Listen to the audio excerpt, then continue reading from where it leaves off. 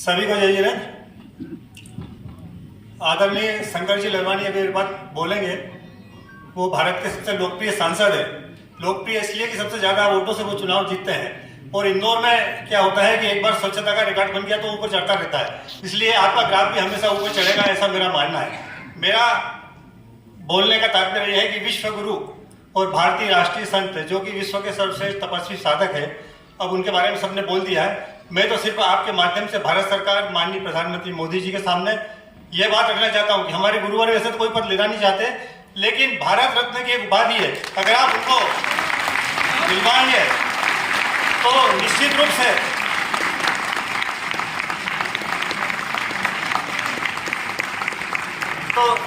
से भारत के स्वाध्याय के क्षेत्र में, आध्यात्मिक क्षेत्र में एक नया आयाम जुड़ेगा।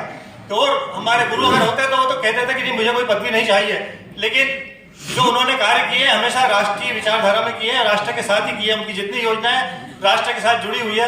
और आपसे नम्र निवेदन है कि हमारी बात को भारत सरकार को और आदरणीय माननीय मोदी जी को पहुंचाएंगे।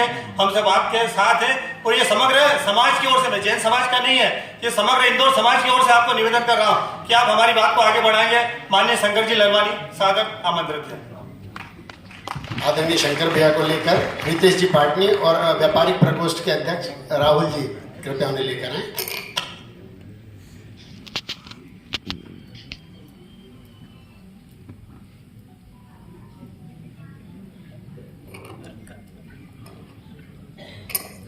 बंधु, सुबह सुबह उस दिन 5 बजे फोन आया और फोन पे जिस प्रकार जो संदेश मिला बहुत ही पीड़ादायक था। हम सब दिल्ली में थे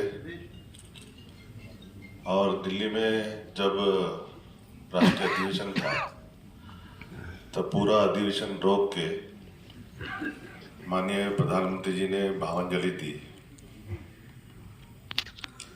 कुछ क्षणों के लिए वो रुक गए और हमने अभी वो देखा पूरा हाल जिसमें पूरा केंद्र सरकार के सभी मंत्री थे, अनेक राज्यों के मुख्यमंत्री थे, पूरे देश के विधायक, सांसद, महापौर सभी थे। सब भाव विभोर हो गए क्योंकि हमें भी नहीं मालूम था कि माननीय प्रधानमंत्री जी के जीवन में उनका इतना प्रभाव है। और जब बाद में हम सब मिले और माननीय मंत्रीगण, केंद्रीय मंत्री से चर्चा हुई, तब उन्होंने बताया कि जिस प्रकार की योजनाएं चल रही है उसमें जो प्रभाव माननीय प्रधानमंत्री जी के ऊपर है वो आचार्य जी का है। और उसके उदाहरण भी हमने देखे। आचार्य जी बेटियों की शिक्षा के लिए माननीय प्रधानमंत्री जी ने आह्वान किया, बेटी बचाओ बेटी पढ़ाओ। गौरक्षा के लिए पूरे देश में अभियान चला, प्रदेश में चला। हिंदी को लेकर उन्होंने जिस प्रकार का अभियान चलाया था, मुझे ध्यान है जब मेरा भी ये सौभाग्य रहा कि 4 बार गुरुदेव का आशीर्वाद मुझे व्यक्तिगत तौर पर मिला। और जब मैं मिलने गया था तो हमारे बीच में कोई थे, उन्होंने एक शब्द कहा था, हम ऑल इंडिया लेवल पे ये कर रहे हैं। तो उस समय गुरुवर ने टोका था, इंडिया नहीं भारत। और मुझे तब ध्यान में आया कि माननीय प्रधानमंत्री जी ने पिछले कुछ माह पूर्व इस संसद में प्रस्ताव रखा कि अब कहीं भी हम इंडिया नहीं लिखेंगे, अब भारत होगा अधिकृत। गुरुदेव का आह्वान था। और यही नहीं, जो मुझे भी मौका मिला, जो खादी के वस्त्र हैं, जब मैं गया था वहां पर तो मुझे भी उनसे चर्चा करने में ध्यान में आया कि इसको बढ़ावा देना चाहिए।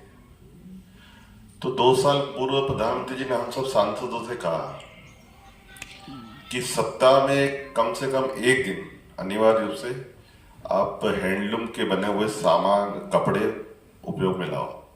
ये गुरुदेव की सोच थी जब माननीय प्रधानमंत्री ने कहा।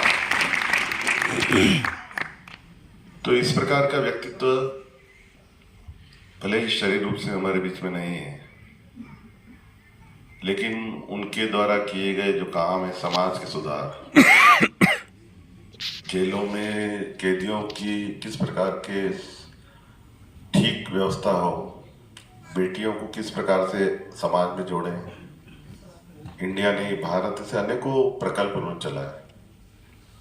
मुझे लगता है सच्ची भावांजलि यही होगी कि उन्होंने जो प्रकल्प चलाए हैं उनको हम सब मिलके आगे बढ़ाएं, और भले वो शरीर रूप से नहीं है लेकिन उनका आशीर्वाद हम सबको मिलता रहेगा।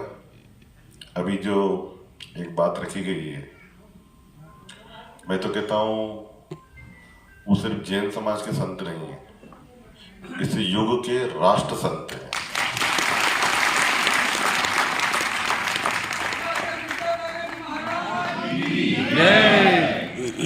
और जो बात कही गई है भारत रत्न की, निश्चित तौर पे आज ही मैं पत्र लिखकर और अगले सप्ताह जब मैं दिल्ली जाऊंगा तो आपकी बात वहां होगी, और मेरा पूरा विश्वास है कि जो आपने बात कही वो माननीय प्रधानमंत्री जी, केंद्र सरकार पूरा करेगी। सादर बहुत बहुत धन्यवाद आदरणीय सांसद महोदय। निश्चित रूप से सांसद महोदय ने जैन समाज के लिए और सभी समाजों के लिए बढ़ चढ़कर अपने योगदान दिए हैं। मैं दाऊदी बोहरा समाज से श्री